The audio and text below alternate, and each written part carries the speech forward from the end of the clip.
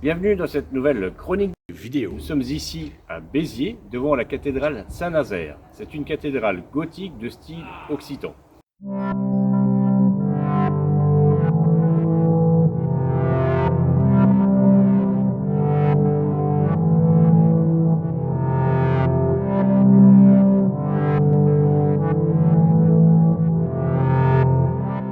Nous sommes ici dans le cloître de l'église cathédrale Saint-Nazaire de Béziers, dans le déambulatoire du cloître, car le cloître en lui-même n'a jamais été construit. Regardez derrière moi, il n'y a pas de toit.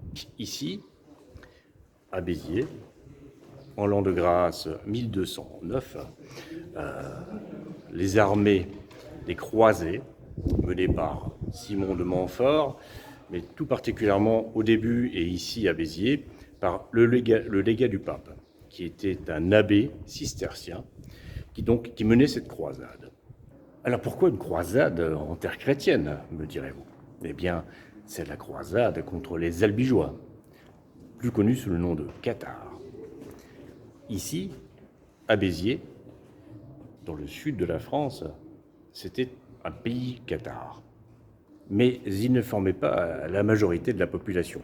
La majorité de la population était catholique. Le 22 juillet, précisément, le jour de la Sainte-Marie-Madeleine, c'est important pour la suite, les croisés, une troupe d'environ 20 000 hommes, entrent dans la cité de Béziers. L'évêque de Béziers a donc demandé à ses ouailles de dénoncer les cathares. Ils avaient été recensés, ils étaient environ 222 dit-on. 222 cathares pour une ville de 14 500 habitants.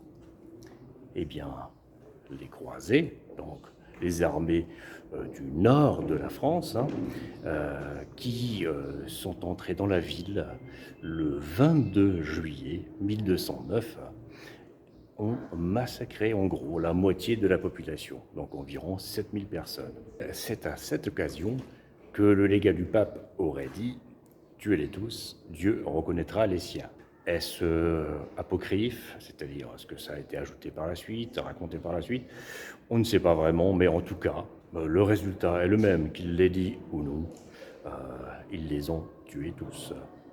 Et l'on ne sait pas, dans l'histoire, si Dieu a reconnu les siens. Une grande partie de la population, en tout cas, s'est réfugiée dans les églises, notamment l'église de Sainte-Marie-Madeleine. Et nous étions le 22 juillet. Le 22 juillet, c'est, comme je l'ai dit précédemment, la Sainte-Marie-Madeleine. Et bien, toutes ces personnes réfugiées dans cette église n'ont malheureusement pas été protégées par la Sainte, puisque des milliers d'entre eux ont été massacrés dans cette église.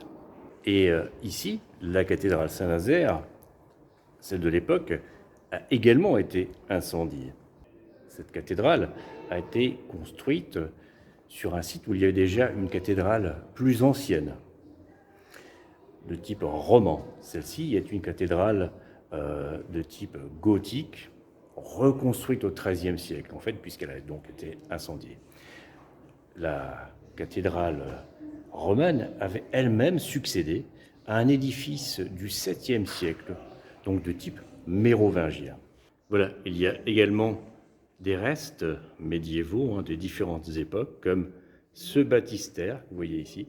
Et la particularité que je vais vous montrer ici, c'est avant l'église mérovingienne, il y avait ici un temple romain, le temple d'Auguste, qui était le premier empereur de Rome. Et donc, nous avons ici des vestiges dans ce déambulatoire, des vestiges de l'ancien temple romain. Je vais vous montrer ça, regardez. Derrière moi, les restes d'une statue, voilà, ici, une statue romaine. C'est ici un buste d'un personnage portant une toge.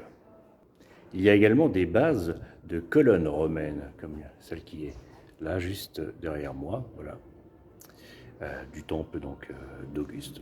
Les cloches sonnent.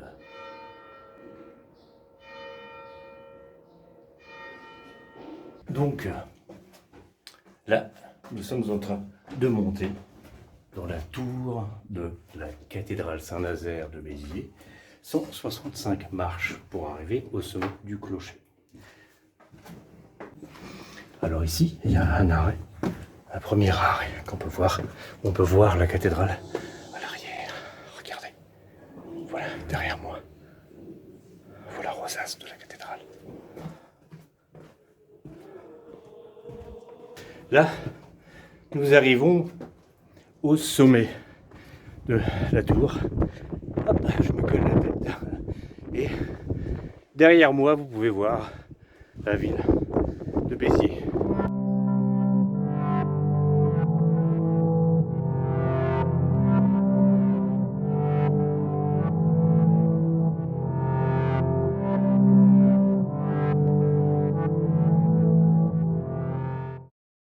Alors, merci d'avoir suivi cette chronique vidéo dans la cathédrale Saint-Nazaire et Cels de Béziers. Et à bientôt. Salut.